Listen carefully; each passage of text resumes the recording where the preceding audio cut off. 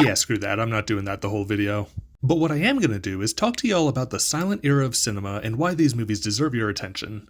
I got this idea after thinking back to something I said in my very first substantive video.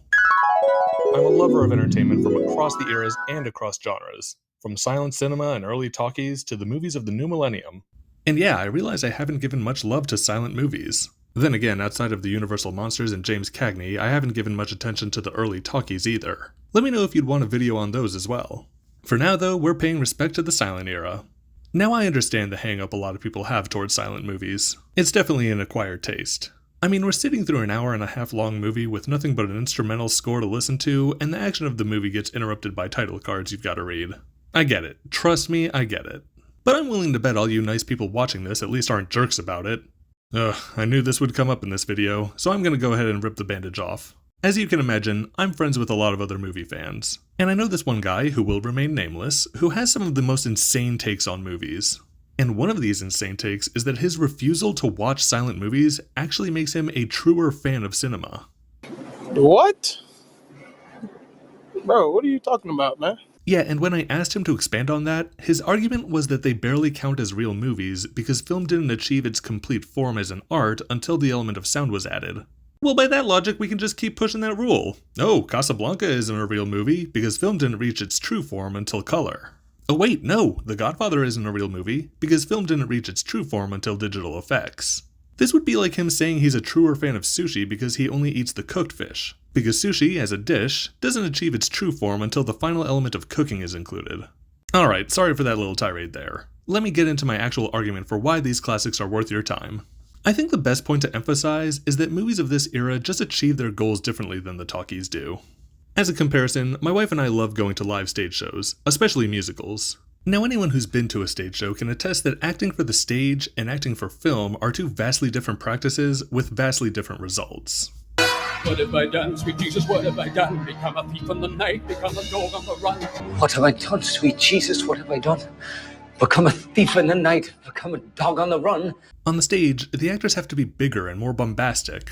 Obviously, with no spoken dialogue to work with, the same rule applies to actors of the silent era, probably even more so.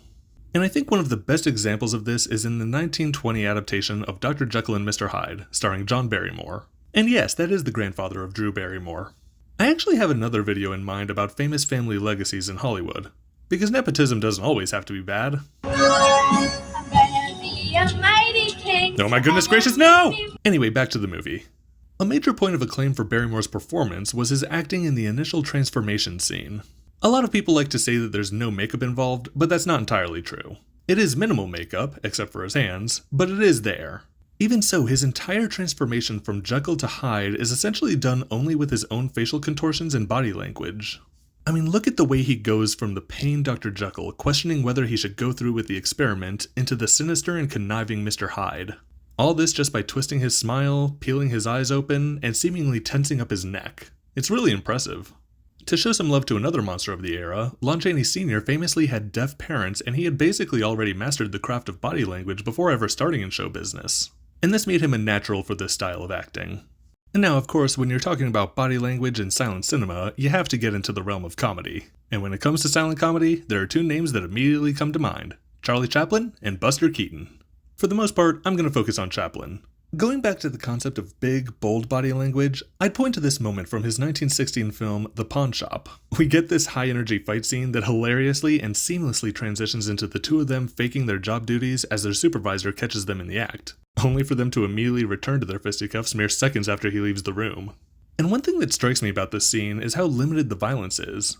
Sure, they land a few hits on each other, and Charlie certainly got this poor guy's number until the fight is finally stopped. But I find it so refreshing that so much of the comedy comes from the fast choreography, the missed punches, and the exaggerated wind-ups. When we think of physical comedy, most of us think of slapstick. The Three Stooges beating each other up, and Tom and Jerry smashing the crap out of each other. But Chaplin's comedy slapstick is limited here, and the same could be said for his more famous boxing scene from City Lights. We get the painful hits, but a lot of the comedy comes from waiting for that pain to come, along with that hysterical countdown sequence.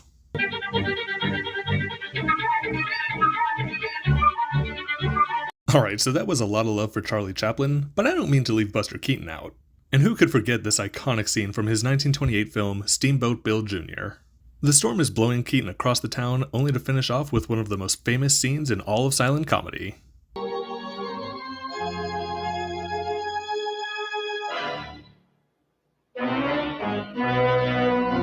Once again, we're ready for a heavy dose of slapstick pain, only to be pleasantly surprised by our protagonist standing safe and sound after fitting right through the window pane as the wall falls down around him. Just a perfect subversion of expectations. So I've mostly zeroed in on the physicality of the acting, but over and above that is the craftsmanship that went into these films. And my personal favorite example would have to be the expressionist art style of the German chillers. The warped landscape and the cabinet of Dr. Caligari, the way the door frame seems built exactly for Counter-Orlok's body in Nosferatu, P.S. I am stoked for that remake, and the dystopian city of the science fiction epic Metropolis. Oh, and hey, speaking of epic movies from this time period, let's not forget Cecil B. DeMille's original Ten Commandments, as well as Carl Dreyer's The Passion of Joan of Arc.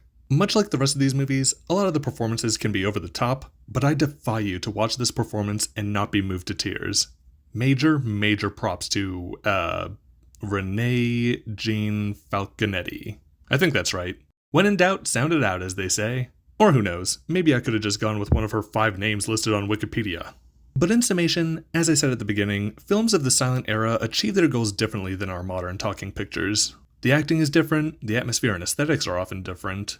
It's just an overall unique experience unto itself. In fact, a good number of silent actors and filmmakers objected when sound was first added to movies, partially out of fear that they couldn't keep up with the new innovations, but also because they saw motion pictures as purely a visual form of art. And while I'm certainly glad the art form kept growing and innovating, I can see what they meant because, again, you're getting a whole different experience with these. But it's one that I think you're cheating yourself of if you don't give it a chance. I do think it's a good idea to go into these movies with these differences in mind, though. Clearly, these aren't movies you should just throw on when you're bored and need something to watch. However, if I could give one suggestion to get you started, it would actually have to be The Artist from 2011. The film is a tribute to this age of Hollywood, and it strikes a beautiful balance of the magic of silent cinema while also keeping up the snappy pace of modern movies. It really is a great way to get your feet wet. Jean Dujardin and Bernice Bejo are both great, and I admire director Michel Hazanavicius for taking on such an ambitious project. By the way, if you ever struggle with the director's last name, here's a trick I've developed.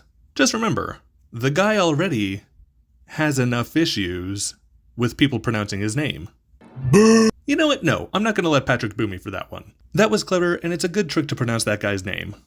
Anyway, silent cinema may be a challenge when you first start with it, but if you invest just a little bit of time, give yourself over to the creeping atmosphere, have a laugh at the absurd physicality, or share in the pain of Joan of Arc, I'm willing to bet you'll barely notice the difference after a while. I've been Kenny Steps. Take it easy, and keep stepping into the movies.